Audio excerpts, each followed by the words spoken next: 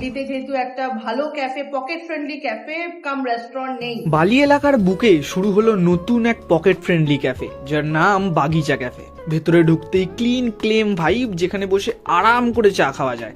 যেমনই সুন্দর এনাদের অ্যাম্বিয়েন্স, ঠিক ততটাই সুন্দর এনাদের ব্যবহারও। মেনুটা খুলতেই চোখে পড়লো এই দুর্দান্ত আইটেমগুলো, আর প্রত্যেকটা আইটেমই খুবই কুজি ও পকেট ফ্রেন্ডলি, যার মধ্যে ছিল স্ন্যাক্স, আমেরিকান ব্রেকফাস্ট ও নানা রকমের মজাদার চা। আমরা শুরু করলাম টি সেশন দিয়ে, যার মধ্যে ছিল হার্বাল টি, ব্ল্যাক টি ও জ্যাসমিন টি।